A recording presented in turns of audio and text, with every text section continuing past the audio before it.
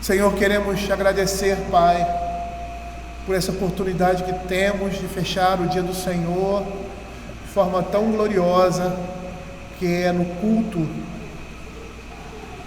comunitário, na assembleia solene diante de Deus.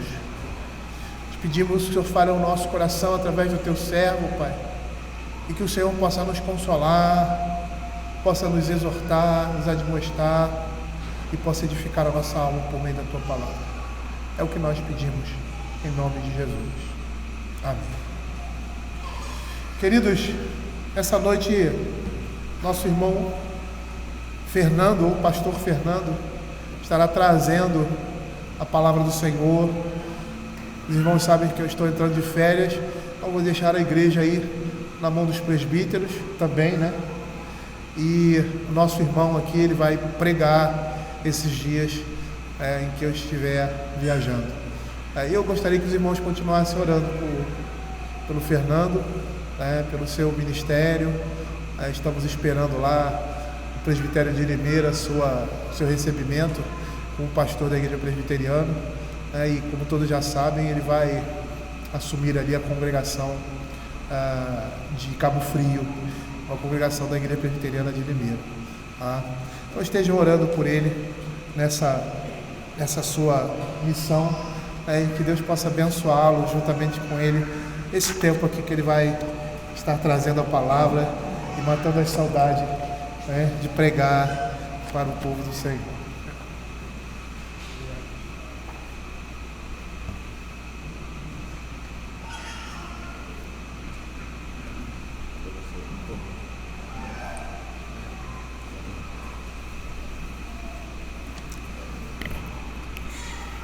Boa noite, irmãos.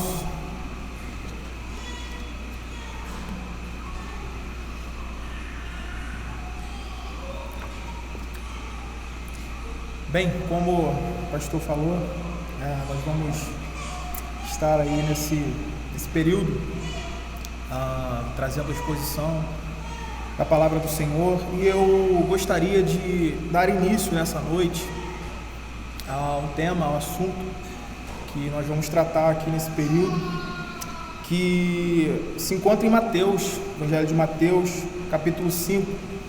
Nós vamos falar aí das bem-aventuranças, um tema aí sobre a realidade bendita do reino de Deus, dos súditos desse reino. Nós sabemos que o Sermão do Monte, como alguns titulam, é bem grande, né? E falando aí especificamente sobre as bem-aventuranças, a gente tem aí um conteúdo muito grande, muito profundo, e eu confesso que é um grande desafio falar desse assunto nesse período, mas nós vamos tentar aí desenvolver assunto por assunto, começando hoje com uma introdução, e se o tempo nos permitir, abordar aí sobre a primeira bem-aventurança.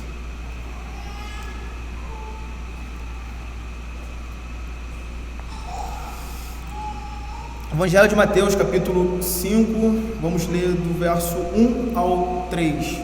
A palavra do Senhor diz assim: Vendo Jesus as multidões, subiu ao monte, e como se assentasse, aproximaram-se os seus discípulos. E ele passou a ensiná-los, dizendo: Bem-aventurados os humildes de espírito, porque deles é o reino dos céus. Vamos orar mais uma vez ao Senhor. Pai Santo, nós rogamos a Ti nesse momento, mais uma vez, ó Deus, que o Senhor nos ajude na compreensão da Sua palavra. Teu Espírito, ó Deus, abra os nossos olhos, as nossas mentes, nosso coração, para compreendermos a Sua palavra, Deus, e aplicá-la em nossos corações para a glória do Teu santo e bendito nome. Assim oramos a Ti, em nome de Jesus. Amém. Inicialmente, nós podemos dizer que a exposição do Sermão do Monte, que compreende os capítulos de 5 a 7 do Evangelho de Mateus, e fechando aqui, resumindo dentro do nosso assunto das bem-aventuranças, ele se dirige especificamente ou especialmente aos seus discípulos, né?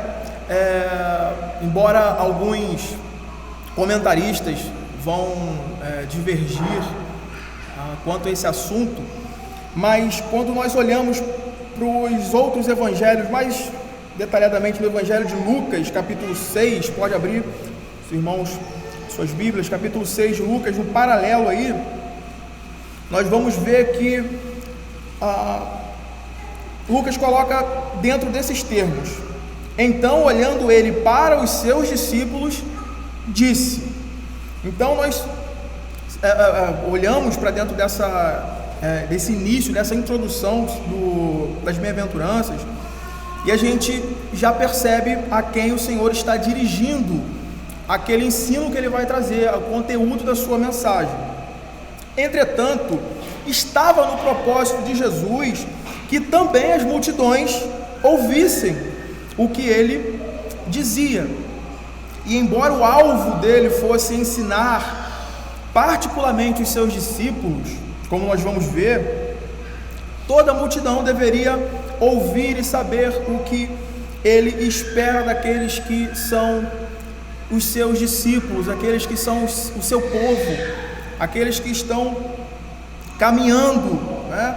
E essa é uma característica fundamental do Evangelho proclamado pela igreja. Quando nós olhamos para esse cenário, para essa realidade que está aqui, nós conseguimos perceber isso bem claramente.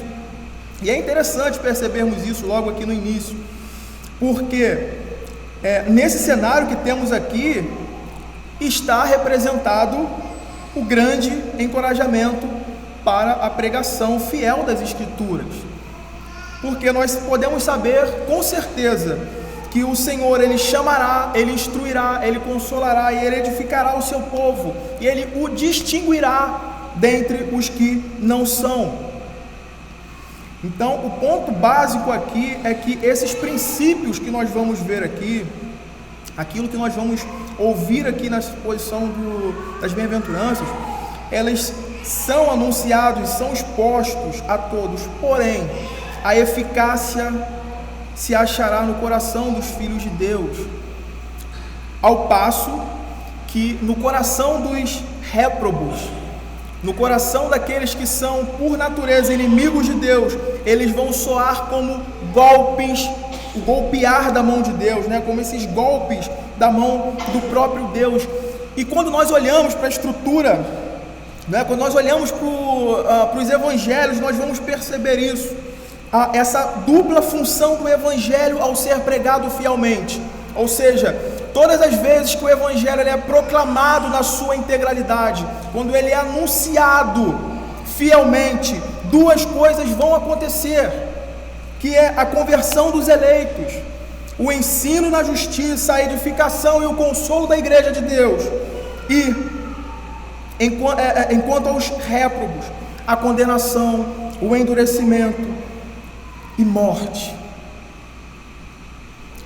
Todas as vezes que o evangelho ele é fielmente pregado, essas coisas estão acontecendo. Então, ao mesmo passo que Jesus ensina os seus discípulos, ele os adverte e os alerta por meio do golpear, né, do golpear desferidos aos seus inimigos, aqueles que por natureza não estão dispostos em seu coração a ouvirem o evangelho e acatarem e obedecerem o evangelho para que vivam.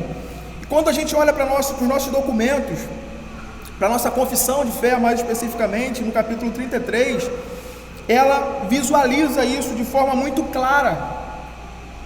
Na seção 2 ela vai dizer: o fim que Deus tem em vista, para isso tendo determinado esse dia, tratando aí do juízo, é manifestar a sua glória, a glória da sua misericórdia na eterna salvação dos eleitos, e a glória da sua justiça na condenação dos réprobos, que são injustos e desobedientes. E aí é colocado: os justos irão então para a vida eterna e receberão aquela plenitude de gozo e alegria procedente da presença do Senhor. mas os ímpios, que não conhecem a Deus, nem obedecem o Evangelho de Jesus Cristo, serão lançados nos eternos tormentos e punidos com a destruição eterna, proveniente da presença do Senhor e da glória do seu poder. E quando nós olhamos para o Sermão do Monte, o final, ao final da pregação de Jesus, do sermão proferido pelo Senhor Jesus, o que nós vamos ver é basicamente isso, na reação da multidão que ouve, daquela audiência que está a ouvir o conteúdo da mensagem que ele ouve. Abra Mateus 7, o final, finalizando a mensagem de Jesus, Mateus 7, verso 28.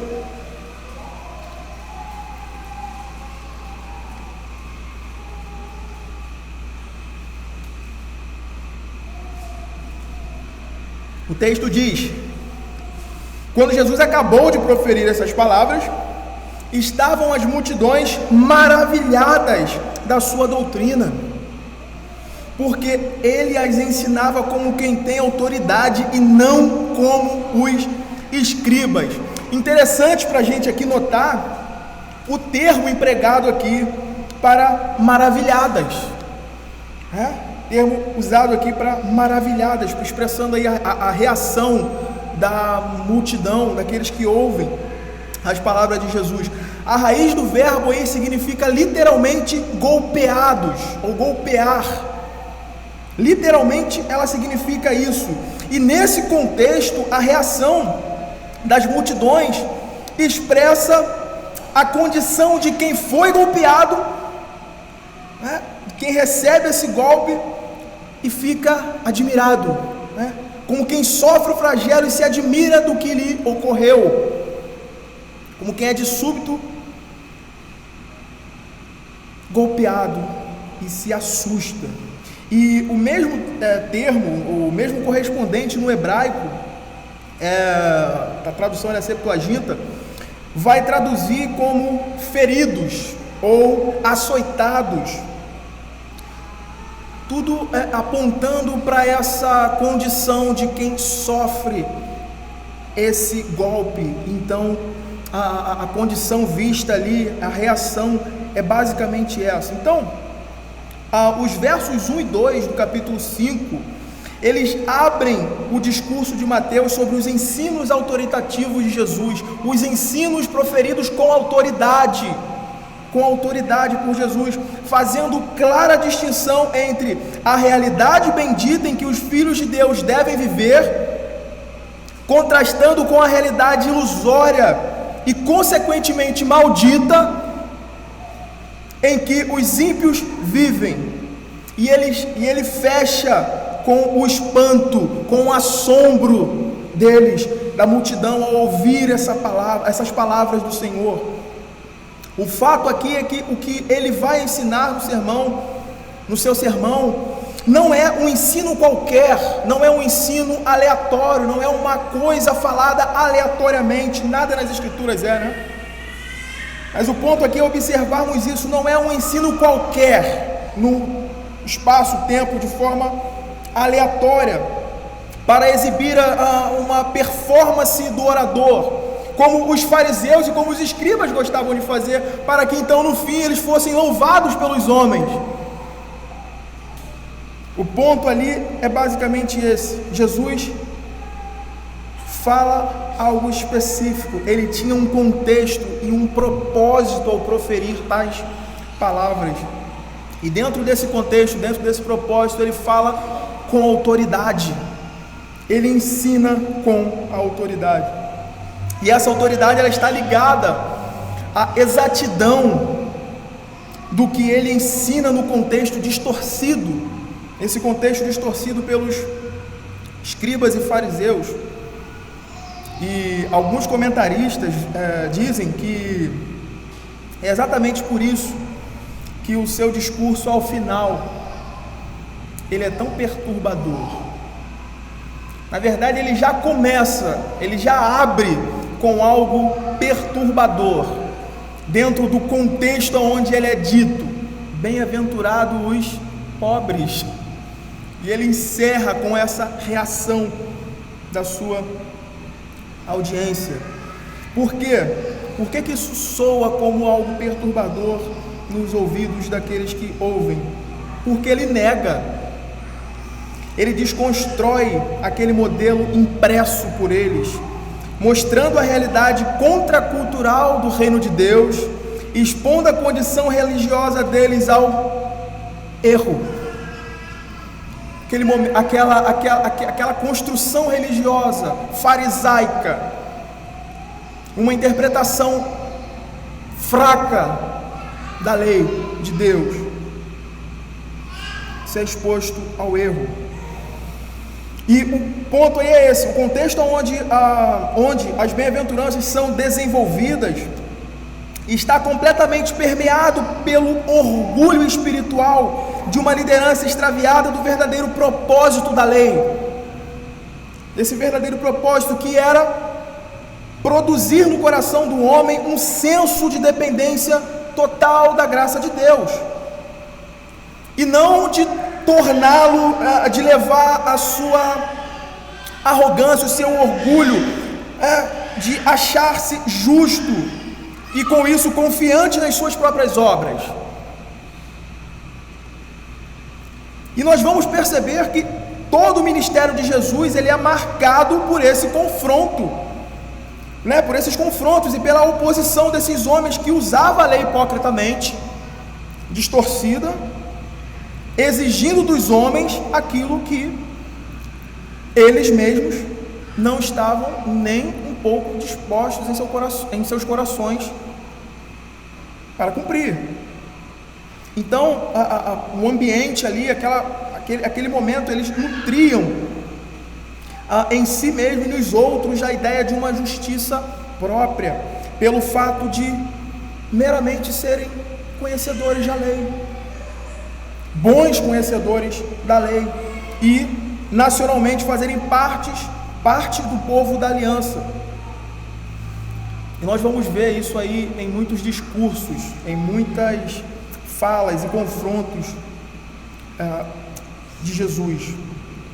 Então isso nutria neles um orgulho de que eles se bastavam, de que eles eram bons, de que eles se bastavam. Só que logo à frente, no verso 20 do mesmo capítulo, Jesus vai advertir os seus discípulos quanto à justiça desses homens. Verso 20 vai dizer: porque vos digo que, se a vossa justiça não exceder em muito a dos escribas e fariseus, jamais entrareis no reino dos céus. A ótica distorcida dos fariseus e escribas produziu uma falsa justiça que o homem não tem em si mesmo. O homem não pode ter, e que essa mera especulação da lei, esse manuseio da lei, não pode produzir nele. Logo, eles eram estranhos à realidade do reino de Deus. Vejam o ponto importante aqui. Veja a realidade do que nós estamos tratando dentro desse contexto e de algo terrível que está aqui exposto. Eles falam das realidades do reino de Deus. Eles expõem essas realidades. Eles, de certa forma, conhecem isso, mas eles mesmos, eles estão de fora. Eles estão à parte dela. Eles estão do lado de fora. É basicamente isso que o texto vem falando. Ou seja, o que se tem é que a realidade do reino de Deus, a realidade do reino dos céus,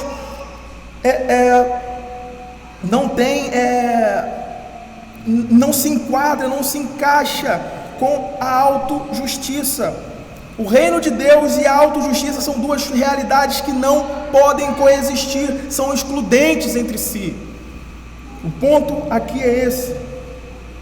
E mais à frente, mostrando esse quadro desse contexto, onde Jesus se assenta diante da multidão e se dirige aos seus discípulos e começa a falar, que a gente entenda isso. Mais adiante, Jesus descreve, nós vamos ver como Jesus vai descrever essa liderança, esses homens. Mateus 23, abre Mateus 23, versos de 1 a 7.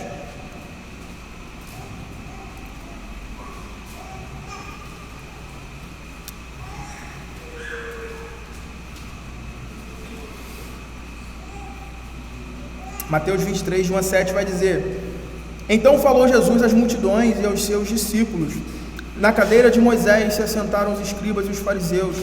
Fazei e guardai, pois, tudo quanto eles vos disserem. Porém, não os imiteis das suas obras, porque dizem e não fazem, atam fardos pesados e difíceis de carregar e os põem sobre os ombros dos homens. Entretanto, eles mesmos nem com o dedo querem movê-los.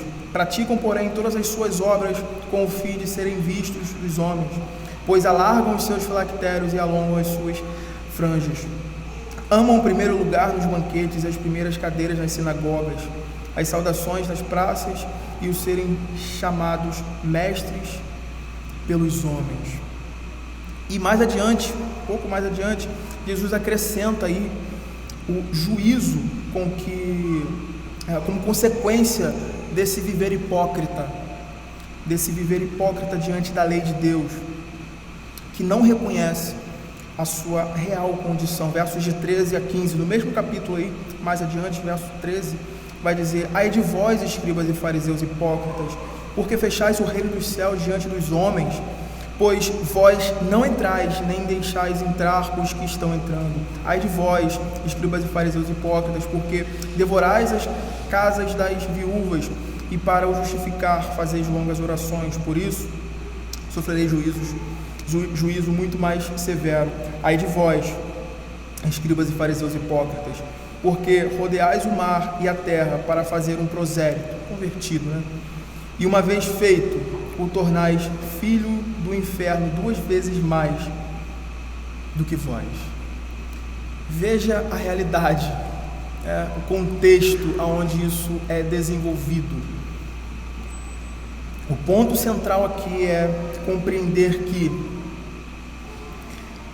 o reino de Deus não é um reino meritoriamente conquistado pela força do braço, pela condição humana, mas graciosamente recebido em Cristo. E os súditos desse reino não podem produzir sua própria justiça para merecer esse reino. Eles dependem do início ao fim da graça do Rei. Eles dependem do início ao fim da graça do Rei disposta sobre eles. E nesse sentido aqui, as bem-aventuranças realinham a percepção da vida do povo de Deus no reino de Deus, dando uma perfeita interpretação da lei de Deus e como ela é cabalmente cumprida em Cristo e aplicada na vida dos seus filhos graciosamente. Quando nós olhamos para o verso 1 do capítulo 5, a presença de Cristo ali aponta não somente para a necessidade da plena satisfação da justiça divina,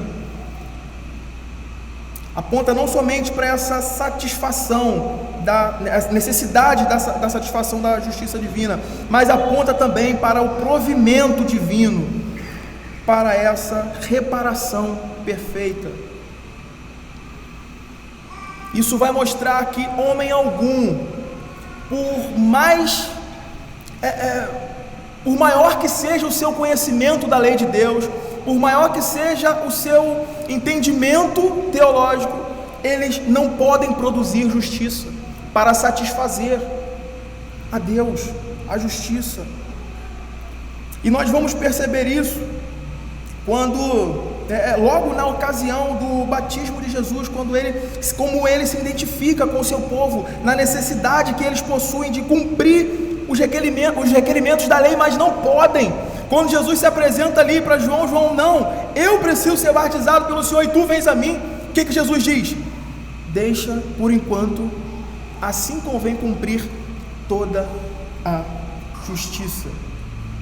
Ou seja, quando Jesus se assenta diante dos seus discípulos e da multidão, verso 1, o próprio Deus estava fazendo cumprir a sua palavra, suas promessas e a sua lei, e isso vai mostrar a condescendência divina, a condescendência de Deus vindo ao homem a fim de salvá-lo. E é interessante quando nós olhamos para esses dois momentos. Nós falamos aqui algo sobre essa administração divina nos dois momentos, né? E é interessante ver esses dois momentos. O primeiro, quando Deus dá a lei a Moisés, a fim de conduzi-los a Cristo, como nos termos que Paulo vai empregar lá em Gálatas 3, como aio, como esse instrutor que vai e leva a Cristo. E agora, quando o próprio Deus se assenta ali diante dos homens e os instrui. E é interessante, né, como esses dois momentos acontecem. No Monte Sinai, a gente tem o contexto ali. Abra Êxodo 19, só para a gente olhar essa realidade aqui, e nós vermos, visualizarmos ali aquele momento onde Jesus se assenta diante da multidão, das multidões e dos seus discípulos. No Monte Sinai nós temos densas trevas, relâmpagos, o monte tremia, fumegava, e Deus havia posto limites ao redor do monte para que ninguém ultrapassasse. Verso 16 a 18, Êxodo 19. Ao amanhecer o terceiro dia houve trovões e relâmpagos e uma espessa nuvem sobre o monte, e muito forte clangor de trombeta, de maneira que todo o povo que estava no arraial se estremeceu. E Moisés levou o povo para fora do arraial ao encontro de Deus. E puseram-se ao pé do monte. Todo o monte Sinai fumegava, porque o Senhor descera sobre ele em fogo, e sua fumaça subiu como fumaça de uma fornalha, e todo o monte tremia grandemente. Nós vemos aí essas duas situações. Nesse primeiro, quando a lei é dada, né, todo esse enredo, tudo isso. E é interessante perceber que não somente na forma da entrega da lei, mas também os próprios requerimentos da lei de Deus deixam claros que o homem é totalmente incapaz de se achegar a Deus por si só e de cumprir as suas exigências, o que o faz depender totalmente de Cristo, da graça de Deus revelada a Ele. E esse é o ponto focal do Evangelho: mostrar-nos a lei de Deus para que vejamos a nossa pobreza e miséria,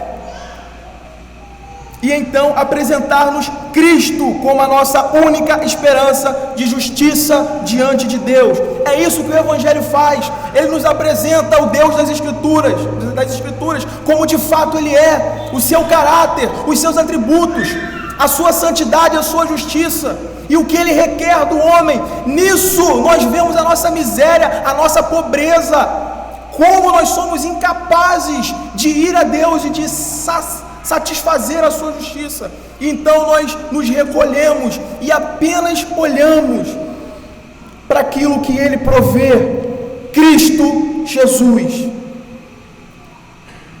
Ponto focal do Evangelho é esse: nos mostrar a nossa pobreza, a nossa miséria, a nossa incapacidade diante de Deus. A fé comum do povo de Deus nos dois momentos, no Antigo Testamento e no Novo, é essa. E olhando aí para o contexto que nós estamos falando, que temos diante de nós, é especificamente sobre isso que as bem-aventuranças vão tratar. Essa realidade bendita do reino de Deus e dos súditos desse reino vivendo sob os méritos da obra de Cristo. No verso 3, nós vamos ter exatamente isso: bem-aventurados os humildes de espírito, porque deles é o reino dos céus. O ponto aqui é perceber que as bem-aventuranças, elas não estão simplesmente colocadas uma em cima da outra, mas sim brotam uma da outra. Ela vai brotar uma da outra, como se cada uma dependesse de todas as precedentes. A primeira bem-aventurança é a estrutura sobre a qual todas as outras serão erguidas. A primeira bem-aventurança, ela é essa estrutura de onde todas as outras serão postas. E o propósito de Jesus aqui é mostrar exatamente isso, o caráter objetivo da graciosa obra de Deus na redenção do homem, na redenção do homem. E quanto a isso, John Stott ele vai dizer algo muito interessante sobre essa realidade bendita do povo de Deus. Ele vai dizer que essa condição bendita que o crente desfruta não está em como eles poderiam se sentir, ou seja, felizes. Não está nessa perspectiva, nessa percepção, em sua autoafirmação, em como ele se autoavalia, mas sim o que Deus pensa dele, na perspectiva divina, naquilo que Deus diz, nos pensamentos de Deus. Ou seja, é antes de tudo uma declaração partindo do próprio Deus bendito sobre a condição dos seus filhos. Isso parte do próprio Deus que é bendito, como Paulo vai dizer, nós vamos ver mais adiante. Abra Salmo 32, porque quando a gente fala de bem-aventurança, das bem-aventuranças aqui, a gente tende a olhar e fixar nossos olhos tão somente para o Novo Testamento, só que isso é uma realidade também no Antigo Testamento. A obra de Cristo cobre tudo. Salmo 32, verso 1 e 2 vai dizer: bem-aventurado aquele cuja iniquidade é perdoada, cujo pecado é coberto. Bem-aventurado o homem a quem o Senhor não atribui iniquidade, em cujo espírito não há dolo. No Antigo Testamento, bem-aventurado era a forma literária empregada para descrever o favor divino para o seu povo. Esse favor divino, essa graça divina revelada. Lembra do que nós conversamos na escola bíblica dominical? Dessa realidade, desse pacto de graça que vigora desde que o pacto das obras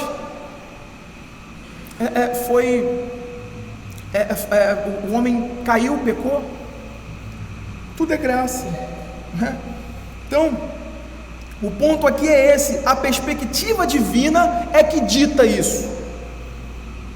Não é a autoavaliação do homem, mas é a perspectiva divina, não a perspectiva humana. E o termo grego para bem-aventurado é makarios, literalmente traduzido para feliz. O termo grego aí é makarios. E nesse contexto aí das bem-aventuranças, ele vai descrever a condição daqueles que estão sob os méritos de Cristo, aqueles que vivem nesse mundo, nessa fé, nessa esperança, sob os méritos de Cristo. E Lloyd Jones ele vai dizer algo muito importante sobre como nós devemos olhar, então, a partir disso, dessa introdução, dessa construção que nós estamos fazendo, como nós devemos observar, então, entender as bem-aventuranças, olhar para elas. Ele vai dizer o seguinte: nenhuma dessas descrições refere-se àquilo que poderíamos chamar de tendências naturais. Cada uma das bem-aventuranças, em sua inteireza, é uma disposição que somente a graça e a operação do Espírito Santo em nós foram capazes de produzir. Ou seja, nas bem-aventuranças não encontramos menção a qualidades naturais, porque pessoa alguma, por nascimento e natureza, apresenta tais características espirituais. O homem nasce morto em pecado. Toda a sua disposição e toda a inclinação do seu coração é ao mal, aquilo que desonra e desagrada a Deus. Portanto, ao olhar para as bem-aventuranças, se nós quisermos trabalhar dentro dessa perspectiva bíblica, nós vamos ter que olhar e entender isso. As bem-aventuranças não são as descrições das características de uma pessoa qualquer de boa índole, ou que a gente olha assim e aparentemente não. Fulano, olha, eu brinco às vezes com a minha esposa, quando a gente olha para alguém e fala, olha, fulano, só faltava ser crente, expressa tanta coisa, tantas características boas, tantas características corretas. Então a gente precisa saber que as bem-aventuranças não são as descrições das características de uma pessoa qualquer de boa índole, mas sim a do verdadeiro cristão, esses que estão sobre essa graça divina, que receberam essa operação, receberam vida em Cristo Jesus. Jesus não está falando aqui, no desenvolvimento das bem-aventuranças, de um traço da personalidade que pode ser trabalhado, que pode ser, que a pessoa consegue melhorar com treinamento, que nasce com a pessoa, então a pessoa vai melhorando aquilo, mas de uma ação espiritual que vai além delas, Está falando desse estado de graça em que todos os verdadeiros filhos de Deus recebem ao receber vida em Cristo, ao serem regenerados. E nisso consiste a verdadeira felicidade, a bem-aventurança que o povo de Deus desfruta. Esses são bem-aventurados porque Deus fez isso apesar deles. Deus fez isso, Deus operou isso. Isso é graça operada apesar do próprio homem. Mas por outro lado, e é importante que nós vejamos isso aqui, por outro lado, as bem-aventuranças não estão descrevendo um crente excepcional, ela não está descrevendo um crente acima da média, ou um padrão cristão inatingível, inalcançável, mas ela está descrevendo o que todo cristão deve ser. É o ideal cristão, que recebeu vida em Cristo, que foi regenerado, que recebeu vida, e com isso, tudo o que é necessário para que ele se desenvolva no reino de Deus, para que ele viva, para que ele olhe para todas as circunstâncias da sua existência, e ele se desenvolva à luz disso.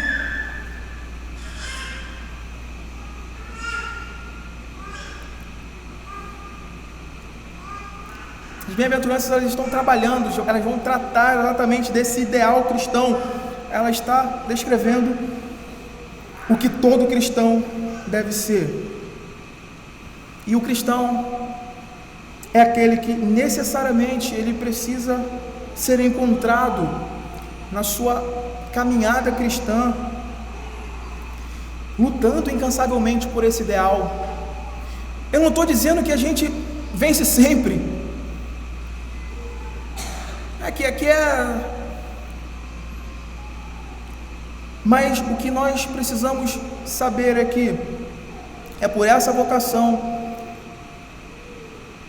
para essa vocação que nós fomos chamados, nós fomos salvos pela graça. Então nós precisamos desenvolver isso. Filipenses 3, abra Filipenses capítulo 3.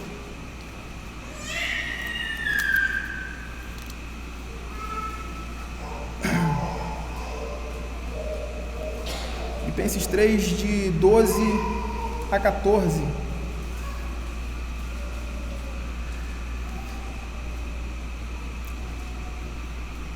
O apóstolo Paulo vai dizer: não que eu tenha já recebido, ou tenha já obtido a perfeição, mas prossigo para conquistar aquilo, para o que também fui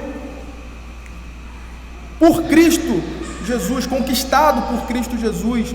Irmãos, quanto a mim, não julgo havê-lo alcançado, mas uma coisa faço, esquecendo-me das coisas que para trás ficam, e avançando para as que diante de mim estão. prossigo para o alvo, para o prêmio da soberana vocação de Deus em Cristo Jesus. Esse é o ponto da vida cristã. Enquanto aqui e agora nós devemos saber que nós não somos perfeitos e nem seremos, mas isso não é a desculpa que irá nos levar a não crescer, não desenvolver na nossa caminhada cristã. E voltando aqui para isso que nós estamos tratando,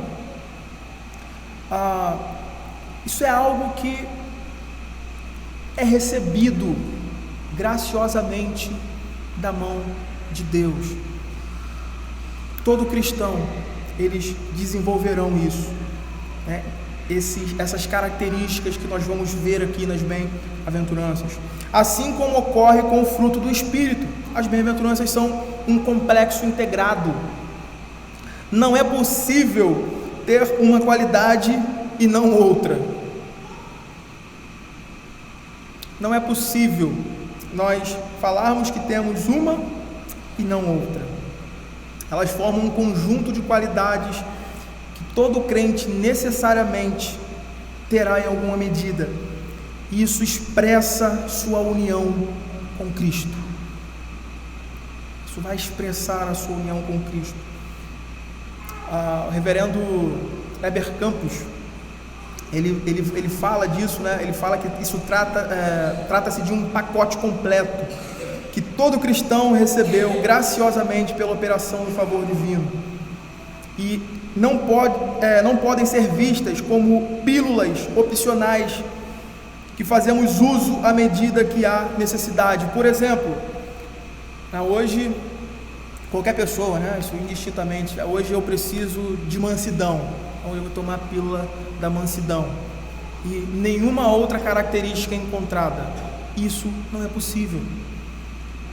Isso não é possível. Isso trata-se de um pacote. Se você tem uma, se nós temos uma, nós necessariamente teremos as outras. Não é possível termos uma e não outra. Então, a primeira bem-aventurança, ela vai tratar aí, então, entrando nesse desenvolvimento aí da primeira bem-aventurança, ela vai tratar aí da bancarrota, da falência que todo cristão se vê ao deparar-se com a lei de Deus. É o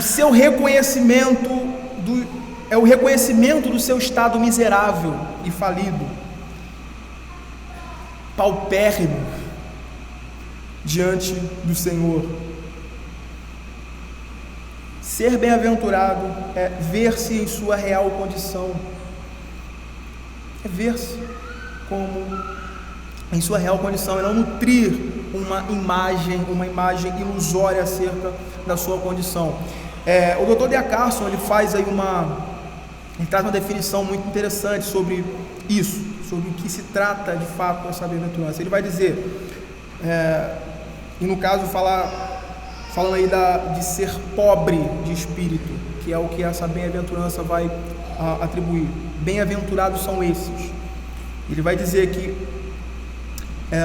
pobreza de espírito é o reconhecimento pessoal da falência espiritual, é a confissão consciente da indignidade diante de Deus. Como tal, é a forma mais profunda de arrependimento. Dentro de tal contexto, pobreza de espírito se torna uma confissão da necessidade que um homem tem de Deus, uma admissão humilde de impotência sem Ele. Ser pobre, dentro do contexto que nós estamos falando, dessa primeira bem-aventurança, é basicamente isso. O termo aí, a palavra usada para humilde, ela não tem o mesmo sentido que costumamos dar aos pobres no nosso contexto brasileiro, né? Como alguém destituído de dinheiro, né?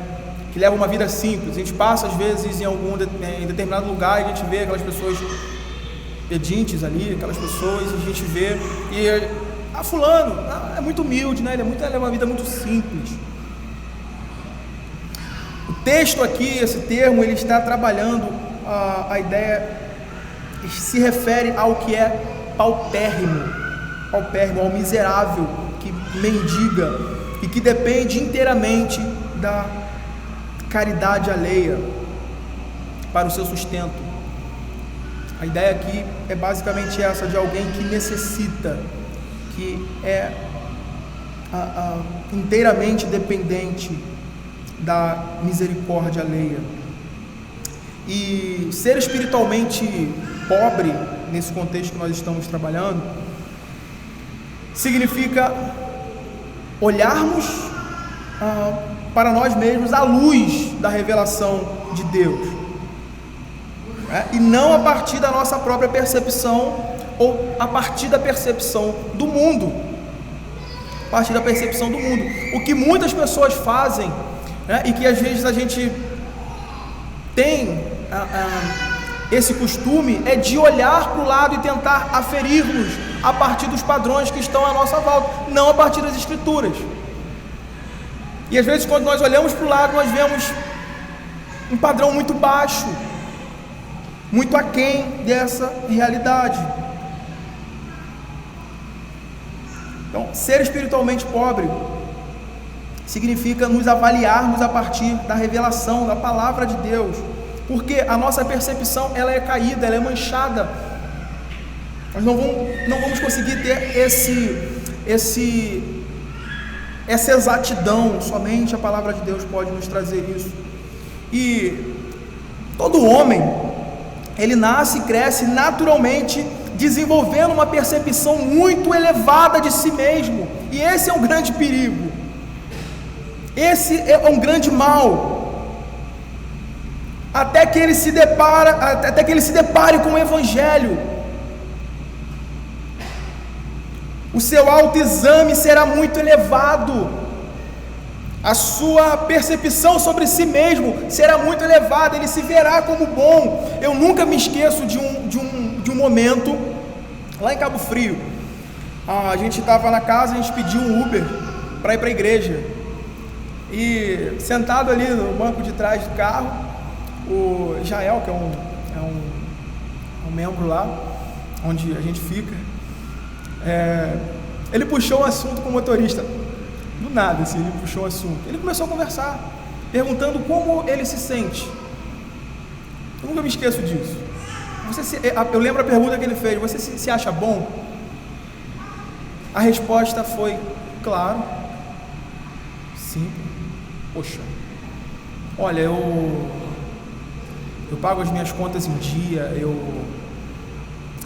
não roubo ninguém, não defraudo ninguém, não traio minha esposa, eu sou bom. E aí ele começou a funilar a coisa, ele começou a tirar desse crivo baixo, ele começou a levar para ele se comparar, para ele ter esse espelho, esse padrão de aferição diante da lei de Deus, e a resposta dele foi ficar mudo. No final, quando a gente estava descendo do carro, ele estava mudinho, parou e ficou mudo. Essa é a condição em que todos nós nascemos, e até que nós nos deparemos com a realidade do Evangelho, até que ele raie diante dos nossos olhos, nós teremos uma avaliação muito alta de nós mesmos. Isso é muito perigoso, porque isso despreza a graça divina, isso põe no homem a sua confiança, o seu status, a sua condição de salvar-se, e Deus reprova isso. O homem não pode ser salvo enquanto ele olha para si e ele se vê como bom, ele despreza a graça de Deus. Cristo não significa absolutamente nada para ele.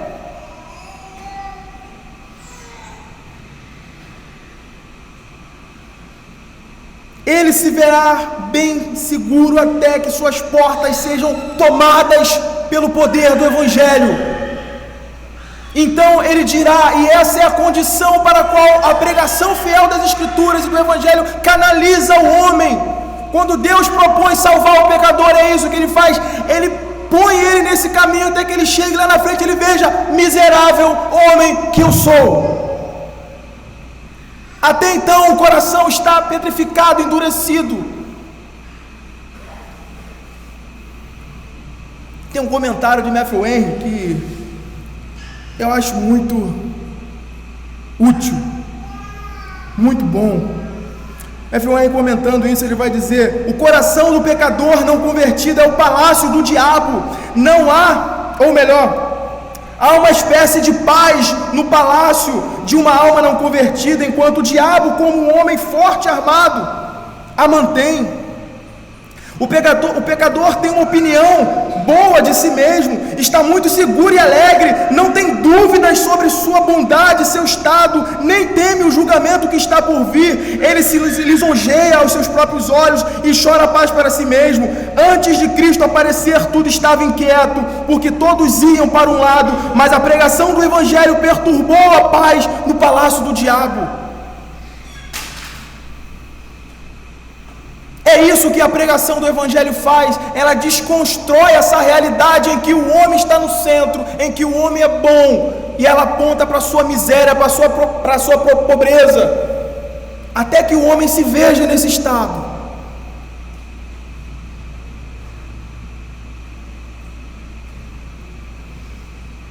Ser pobre em espírito é o reconhecer, é nos reconhecermos como somos em nossa depravação, em nossa pecaminosidade.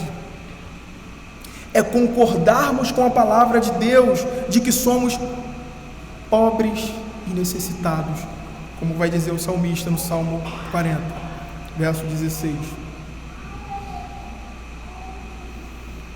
Pobre e necessitados. Nenhum homem pode comparecer diante de Deus e ser achado justo em seu estado natural, em sua condição. E esse é o grande pecado, é a hipocrisia que despreza tudo.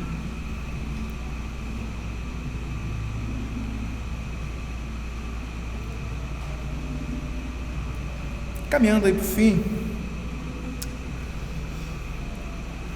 nós devemos saber que no Evangelho está a única esperança para os homens. Está a única esperança para os homens. E nós devemos saber que ninguém pode verdadeiramente assumir o Evangelho, assumi-lo, sem admitir a sua pobreza, sem admitir a sua bancarrota, que é a sua falência, a sua miséria total. A boa notícia é exatamente essa: pobres, pecadores e miseráveis, ao reconhecerem, ao concordarem com a palavra de Deus, ao se olharem, ao se reconhecerem como pobres, como a palavra de Deus o descreve, a boa notícia do Evangelho é essa: que esses pecadores miseráveis recebem um reino bendito em Cristo Jesus, graciosamente. É isso que a primeira bem-aventurança vai dizer: bem-aventurados pobres, porque deles é o reino dos céus.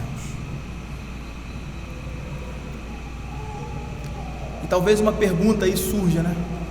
Como alguém pode ser então pobre de espírito? Eu queria finalizar com essa observação de Lloyd Jones sobre o assunto. Ele vai dizer: a única maneira de alguém tornar-se humilde de espírito é voltando os olhos para Deus, examinando sua lei. E ele indica isso, né? Verifique a lei de Deus, verifique o que Ele espera de nós. Imagine-se de pé diante dEle. Ser humilde de espírito Por semelhante modo, é contemplar ao Senhor Jesus Cristo, vendo-o conforme Ele é descrito nos Evangelhos. Quanto mais assim fizermos, tanto mais compreenderemos a reação dos apóstolos. Aquela reação dos apóstolos que, ao contemplar a Jesus Cristo e qualquer coisa que ele acabara de realizar, exclamavam: aumenta-nos a fé. Eles viam a imperfeição, sua fraqueza, sua debilidade, o seu estado pobre e clamavam a Deus. Por isso, ao ver-se falidos, ao olhar para Cristo, ao olhar para quem Ele de fato é nas linhas do Evangelho, nós vamos ver quão fracos e pobres e necessitados nós somos. Ele continua: realmente você não pode volver os olhos na direção de Cristo sem sentir sua absoluta pobreza e nulidade, e então você poderá dizer para o Senhor: nada trago em minha mão, só na tua cruz me agarro, vazio, desamparado, nu e vil. Entretanto, Ele é o todo suficiente. Sim, tudo quanto me falta em ti encontro. O Cordeiro de Deus, ó Cordeiro de Deus, venho a ti. Essa é a condição em que as Escrituras nos descrevem. O grande pecado é o homem apresentar-se diante de Deus nessa hipocrisia, achando-se bom, mas na verdade ele é pobre, miserável, cego e nu. Ser bem-aventurado é reconhecer-se. É a esses que recebem essa graça divina e reconhecem diante do Senhor, então arrependem-se, né? Então eles vivem uma realidade, essa realidade do reino de Deus bendita só é possível a esses. Então essa é a base estrutural para que todas as outras bem-aventuranças que nós vamos falar daí para frente, como os que choram, só é possível chorar e lamentar esses que reconhecem a sua condição de miséria. Então elas são construídas a partir dessa, é esse fundamento. A pregação dos apóstolos, voltando antes, a pregação dos profetas, a pregação de Cristo, do precursor de Cristo, de João Batista, a pregação de Cristo, dos seus apóstolos e de todos os homens fiéis que vieram é essa, apontando para esse, chamando o homem ao arrependimento, olhando para a sua condição, para que eles então possam ver essa realidade e ver a obra graciosa de Cristo. Isso é construído a partir daqui, e as próximas bem-aventuranças nós vamos falar sobre isso, dos bem-aventurados. Eles são assim porque Deus operou graça neles, eles se arrependem, então eles choram, que é a segunda bem-aventurança. Vamos orar. Deus Santo, nós agradecemos a Ti, ó Deus, pela Tua palavra, pela pregação. Nós te agradecemos, ó Pai, porque ela descortina diante de nós, ó Deus, as realidades do Seu reino. Ela nos faz olharmos para quem Tu és. Nós contemplamos, ó Deus, a Sua beleza, Sua glória, Sua majestade, Sua grandeza. Então nos vemos como nós estamos, como nós somos. Então a nossa única reação, ó Deus, é correr para Cristo,